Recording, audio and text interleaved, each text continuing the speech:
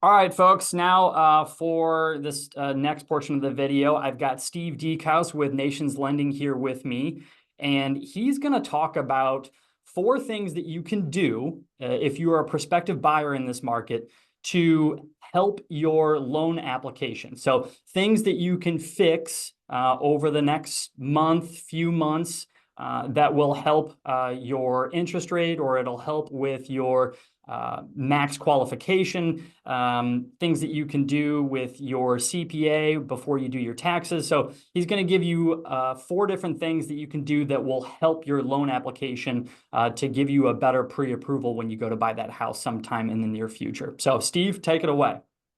Hey, appreciate you having me on here, Matt. It's been awesome to be working with you in the background here for the last few years.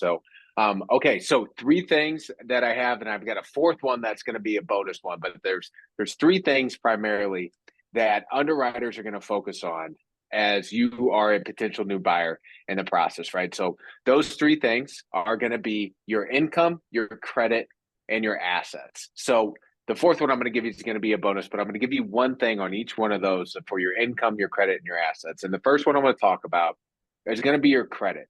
A lot of times, so much of us focus on what their credit score is, or they focus on the fact that credit is important, but really going a little bit deeper on this and preparing for knowing what factors into your credit score. And one of the biggest factors that we see on the loan side, and something that can be an easy tweak or an easy fix, especially if you're 60, 90, maybe 120 days out from buying a house, it's something called credit utilization.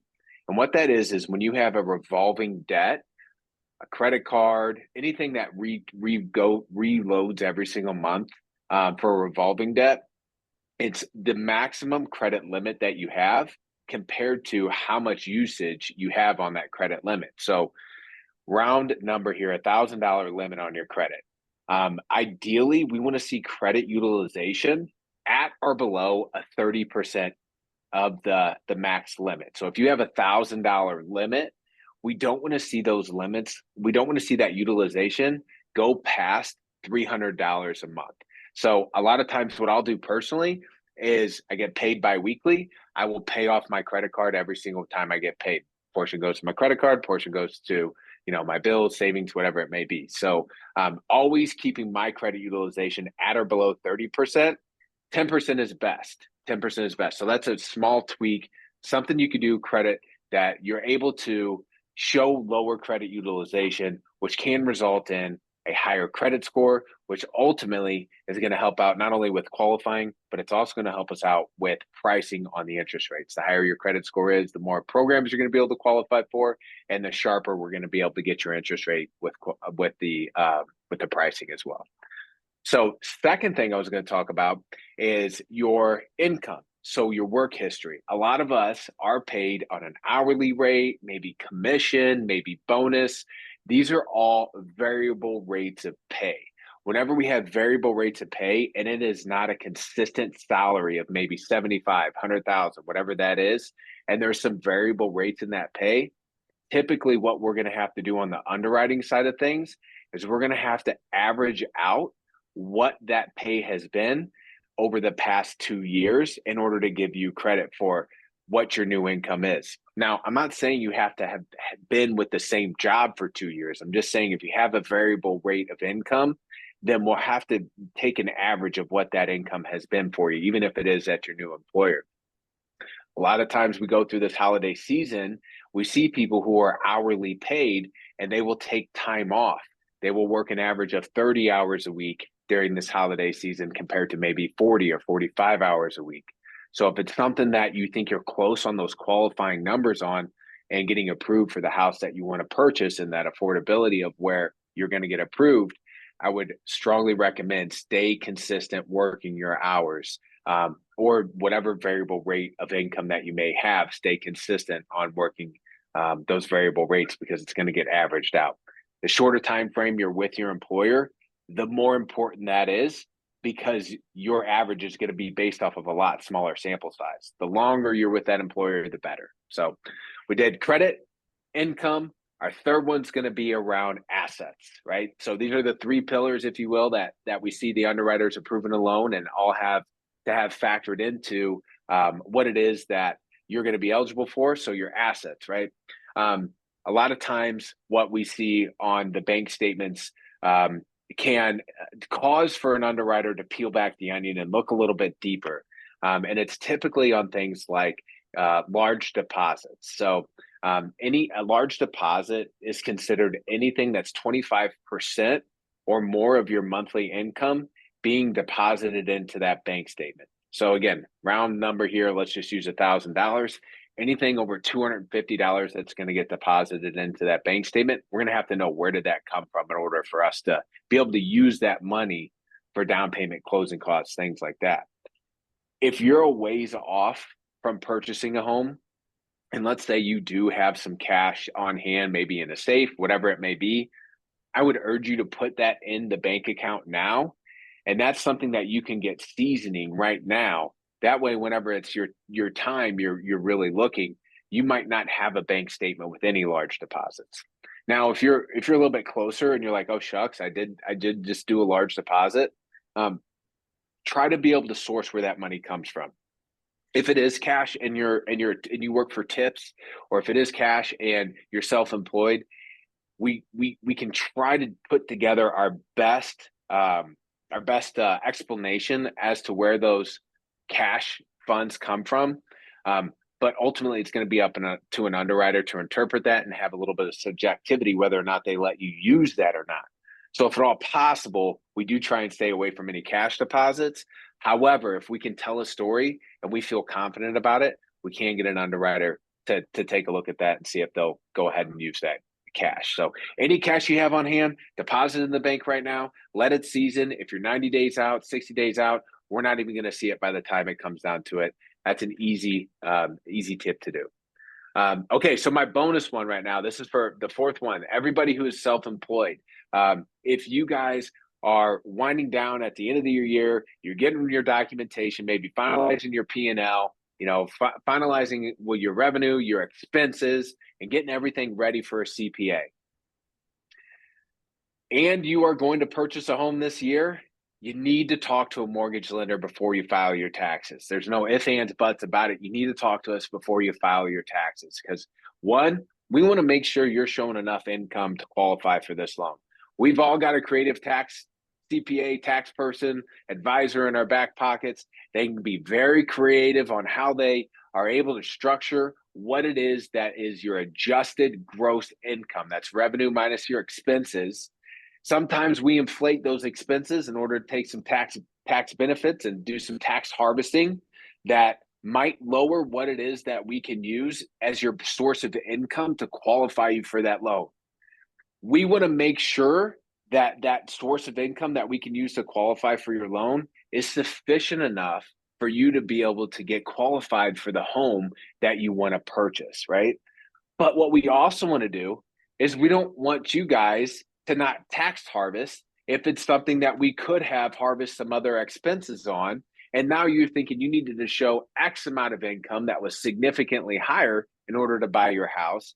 Maybe there was a happy medium there that we could have not only done enough to get you qualified and felt like you were in a secure place with purchasing this year, but also saved you some money on some additional tax harvesting that you have. So we work not only with you guys on coming up with that formula and coming up with that number, but we can also work with your CPA and advise and help average out what would be able to hit that sweet spot for you on the tax return. So those are my 4 tips, Mr. Bruns. I appreciate you having me on here with me, man. Yeah, no, what I heard there, Steve, and thank you for coming on. Just because Capital One says you can spend 10 grand a month doesn't mean you should. If you're an hourly worker, how much, be careful how many hours off you take over the holidays if you're thinking about buying, early next spring. And also, let's see, the mattress money, you can't just turn that in with a handwritten receipt on loose leaf paper. Like you gotta deposit that and you gotta have a source on that. I'm not sure how much mattress money is out there. I'm not throwing out cash tips that much more either. Everything is right these days. And then Right. yeah, the last thing, if you've ever heard those commercials about home loans for self-employed people, what Steve is talking about here with how many deductions you're taking on your self-employment income, and that's even just if it's self-employment income. There's a reason why they market those loans is because all those deductions and things that you're doing to limit your tax burden on your income. It can have an impact on how much income you can report for your loan application.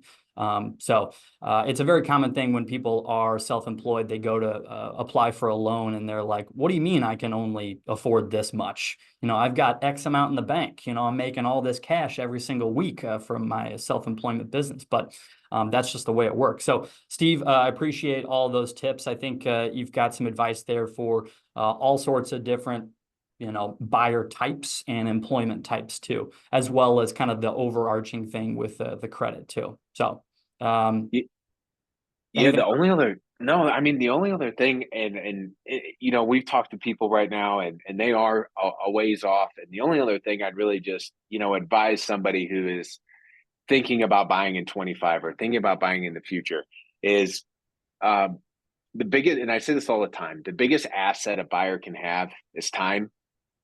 Time to prepare, time to plan, time to get these things done.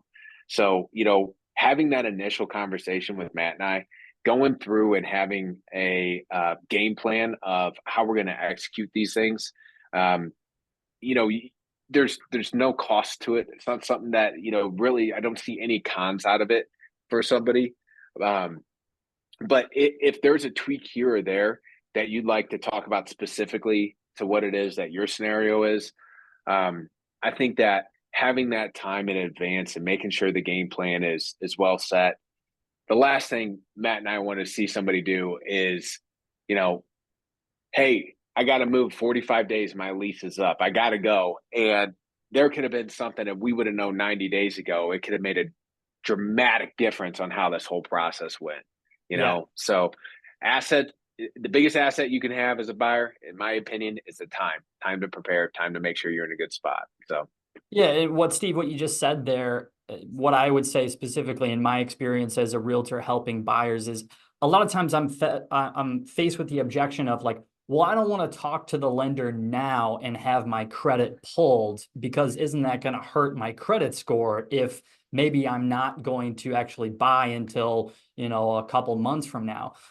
You don't, like some of these things that Steve is talking about helping you prepare, these are just like numbers in a verbal conversation for some of these things. Yeah, maybe some things Steve would actually need to crunch some things and actually pull your credit, but some of this stuff can be handled without even getting to the point of pulling your credit yet. So I hate that when I hear that from people like, oh no, I don't want to talk to a lender yet because I don't want them to mess up my credit score. There's a lot that can be done that is not going to impact your credit score that will save you down the road when you absolutely. finally do go to pull the trigger. Absolutely. I mean, I had a call with somebody today and we went over things. Didn't pull credit, just went over a game plan, getting the funds right, getting her income correct, getting her husband in a good spot, everything all the way through. And I will say this, a lot of people, you guys, we do have access to see about where our credit report's at. I know that there's all kinds of apps out there that you can look at those things on a consumer report level. And sometimes they can be right on, or sometimes they can be a little bit off, right? But the correlation of that improvement, whether it's positive or negative, that's something that you can monitor. If your credit's going up, your credit's going up. If it's going down, your credit's probably not going well. Um, but something that we do have resource to as well. So, and I would say that if we do pull credit and somebody knows their credit's bad and they're looking for some credit advice, we can have the verbal conversation. But if we do pull credit, if they do decide for us to pull credit after that, we do have a credit simulator. So more times than not, a lot of these examples that I said on credit, and a lot of these other things, what we'll also do is we'll run your scenario through a simulator, and we'll say, hey, look, I know you've got X amount of savings. You may have been thinking you have to pay off all of this debt in order to achieve that credit score. And sometimes what we're able to find out is, look, maybe it's just a small payment here, a small payment there. Instead of dumping your savings, maybe you just need to pay down that utilization on a couple of these cards in order to get it to where we want to be. So that is something pretty cool that we do too. If you do have credit questions, I'm not a credit counselor. There's people that do get paid to counsel and to do all that stuff, but I do know enough about it to be dangerous, and we do have some good resources through simulators in order to see if there is something small, minor, maybe we can tweak that. More times than not, we'll put you in a better spot, much better spot by the time you're ready, rather than not ever pulling your credit or going through it at all. But again, no pressure. If it's not a credit score that you want to get pulled, that it's not something that we do. So Awesome. Tons of great advice, Steve. Thank you for coming on and joining us and giving your professional knowledge and expertise here. And hopefully for any buyers that are watching this out there, hopefully you got some nuggets out of this. And if you've got any more questions about this, whether it's, the loan side and the credit side, we talk to Steve and I'll share his information. And if you got anything on the actual, budget and real estate side of it for looking for a house to buy, you can talk to me, and obviously you'll have my information too. Anything else, Steve? nope, that's it. I appreciate you, man. Thanks for having me on with you. All right. Thanks, Steve. All right, see you guys.